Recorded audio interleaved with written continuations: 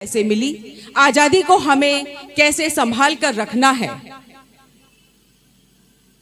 स्वतंत्रता दिवस का यह पावन अवसर हमारे लिए इस बात का मूल्यांकन करने का होता है कि हमने अपने देश के लिए आज तक क्या किया और क्या किया जाना है।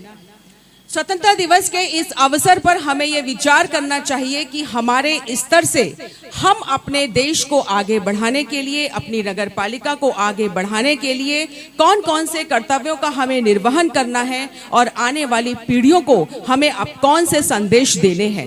इन्हीं सब का ये अवसर रहता है। ये बात सत्य है, ये बात मैं मानती हूँ कि कार्यक्रम के ऑर्गेनाइजेशन में कुछ त्रुटियां हुई हैं, फिर भी नगरपालिका परिषद की पूरी टीम ने कोशिश की है स्वतंत्रता दिवस को इस रूप में मनाने की कि हम हमारे हर नगरवासी के हृदय में स्वतंत्रता दिवस के इस पावन अवसर पर इस प्रकार का जोश और उत्साह भर सके कि वो आज के दिन से प्रेरणा ले सके कि आज से उसे अपने देश के लिए, अपनी नगरपालिका के लिए किन किन कर्तव्यों का पालन करना है। जिस ढंग से हम अपने राष्ट्रीय पर्वों को मनाते हैं, उसी प्रकार का संदेश हम अपने नगर को दे पाते हैं। यही कोशिश हमारी रही है और मैं आपसे ये अपेक्षा करूंगी कि आने वाले समय में भी हमें इस कोशिश में सहयोग मिलेगा और आने वाले समय में इस पांडाल में ऐसा प्रयास हम लोग करेंगे हमारे बोर्ड के सहयोग से, हमारी अध्यक्ष महोदया के सहयोग से, कि वास्तव में खड़े रहने तक की जगह ना बचे। इतने ज्यादा नगरवासी स्वतः प्रेरणा से यहाँ पधारे। यह हमारी कोशिश रहेगी स्कूलों को जोड़ने की, व्यापार मंडल को जोड़ने की, घरों को जोड़ने की, हर मोहल्ले, हर नगरवासी को जोड़ने की। लेकिन समस्या इस बात की है कि जहां हमें राजनीतिक आजादी अंग्रेजों से प्राप्त करनी थी, वहां हमने एकजुट होकर के आजादी प्राप्त की। जहां हमें हमारे देश के संविधान को रचना था, हमने अपने संविधान को रचा, लेकिन इन सब के मायने तब तक स्वतः स्फूर्त नहीं हो सकते, तब तक आत्मसात नहीं हो सकते, जब तक हमारे एक एक व्यक्ति के मन में जन चेतना जागृत ना हो, हमारा एक एक व्यक्ति जगे नहीं। बात दरअसल इस बात की है कि सामूहिक संकल्पों के साथ साथ हमें व्यक्तिगत संकल्पों की आवश्यकता है। आवश्यकता इस बात की है कि हम दूसरे पर उंगली उठाने से पहले एक बार ये सोचें कि मैंने इस नगर को आगे बढ़ाने में मेरा क्या योगदान रहा। हम आलोचनाओं का स्वागत करते हैं, आलोचनाओं ने हमें बहुत कुछ सिखाया है, आलोचनाएं हमारे लिए मार्गदर्शन का कार्य करती हैं। इस बात को मैं स्वीकार करती हूं और इस मंच से समस्त आलोचनाओं का स्वागत करती हूं, उन्हें शिरोधार्य करती हूं। बात भी कहना चाहूंगी कि हर नगर, हर राष्ट्र के नागरिकों से मिलकर बना होता है। अब हमें राजनीतिक स्वतंत्रता तो मिल गई, जैसा कि अभी मेरे पूर्व वक्ताओं ने बताया कि भारत की सीमा से लगे समस्त राष्ट्रों पर नजर डालने पर आपको पता चलेगा कि अधिकतर राष्ट्र अपने अस्तित्व की लड़ाई लड़ रहे हैं।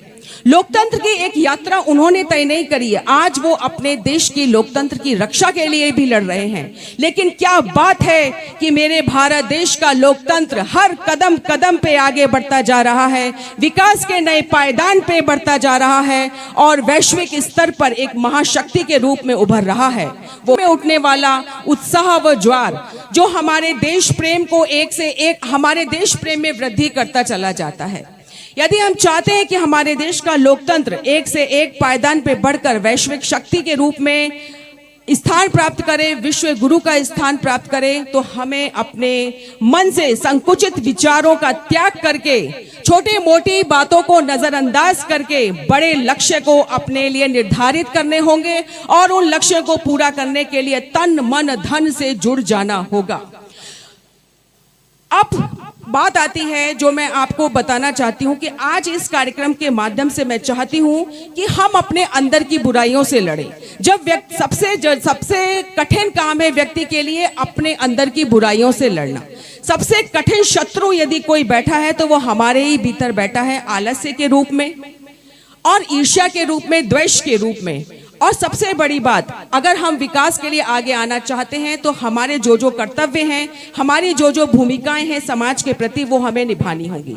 एक कविता के माध्यम से मैं आप सबके अंदर वो भावना भरने की कोशिश करूंगी कि हमें आज इस मंच के माध्यम से अपने भीतर उठने वाले समुंदर के जो सुनामी टाइप की होती है, जो ज्वार टाइप के होते हैं, हमें उन लहरों पर स्वयं उतरना होगा, आगे बढ़ना होगा, अपने मन को विजयी करना होगा। दूसरों से जय से पहले हमें खुद को स्वयं की जय करनी पड़ेगी।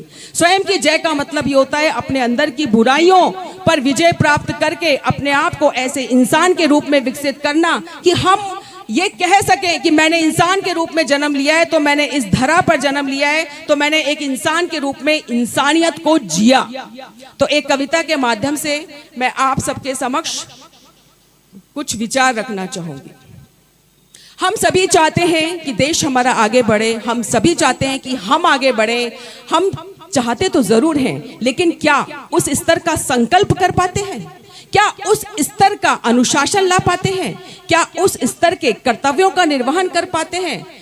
हकीकत यह है कि अपने कर्तव्यों के निर्वहन में अपनी आंतरिक यात्रा हमें पूरी करनी पड़ती है। उस आंतरिक यात्रा को प्रेरणा देने के लिए मैं एक कविता का वाचन आपके समक्ष कर रही हूं। पार करना चाहते हो इस गरजते हुए सिंधु को यदि, गरजता हुआ सिंधु यानी हमारे अंदर उठने वाले तूफान, हमारे अंदर की बुराइयां, पार करना चाहते हो इस गरजते हुए सिंधु को यदि, प्राण लेकर आज लहरों पर उतरना ही पड़ेगा। हमारे संकल्प कुछ इस प्रकार के हों कि हम अपना प्राण न्यौछावर करने के लिए भी तैयार रहें।